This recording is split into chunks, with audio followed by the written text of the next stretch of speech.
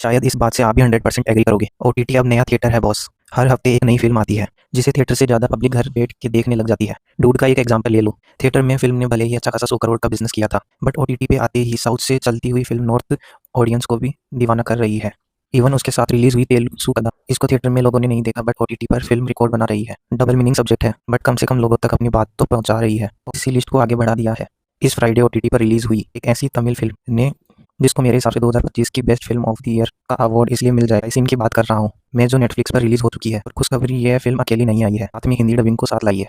Boss, अगर आपने नहीं सुनी है तो ये नाम याद रख लो। मारी सिल्वराज इनकी एक ऐसी फिल्म थी जो एक टाइम इंडिया में सबसे टॉप रेटेड हुआ करती थी। और दूसरी फिल्म थी कन्नन, जिसको बिना किसी शक के ऑस्कर तक लेके जाते तो ये डायरेक्टर खाली हाथ नहीं आते, एक अवार्ड तो अंग्रेजों से छीन ही लाते। अब आइए इनकी हैट्रिक फिल्म बाइसिन, जिसमें जर्विस क्राइम है, आंख फोड़ मुंह तोड़ वायलेंस है, लेकिन एंडिंग ऐसी जिसमें बड़े से बड़ा अल्फा मेल भी रो देगा। फिल्म का सब्जेक्ट वैसे तो कबड्डी से रिलेटेड है, लेकिन ये कोई स्पोर्ट्स फिल्म नहीं है कि एक मेंटल डिस्टर्ब करने वाला सिनेमा है जो सोचने पर मजबूर कर देगा। जिस दुनिया में हम रहते हैं वहाँ ऐसा भी होता है क्या? कहानी एक ऐसे गांव की है जहाँ बचपन से लेकर बुढ़ापे तक पैदा होने वाले हर इंसान का सिर्फ एक सपना होता है, गांव के लिए कबड्डी खेलना और दुश्मन की हड्डी तोड़ना। पर इसी गांव में रहता है एक ऐसा इंसान जिसका एक रूल कोई नहीं तोड़ सकता, वो ये कि उसका बेटा कभी कभी कबड्डी नहीं खेल सकता।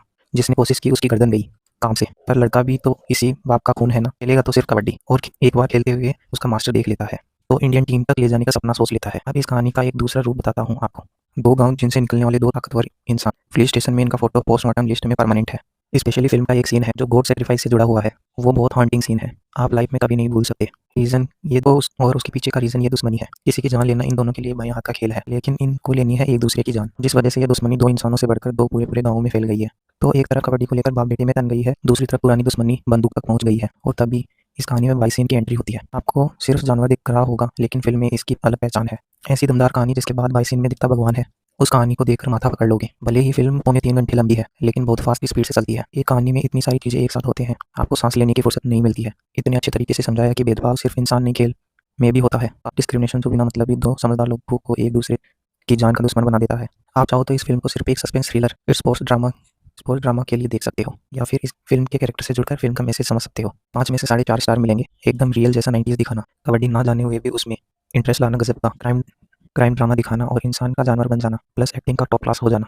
विक्रम जूनियर पापा पे गए हैं। नेगेटिव शायद ये हो सकता है, एंडिंग इफेक्टफुल तो है, लेकिन शायद ये हो सकता है, लेकिन शायद कम प्रेडिक्टेबल हो सकती थी। साल का सबसे बेहतरीन सिनेमा खुद देखिए, परिवार को दिखाइए। Take care, bye bye.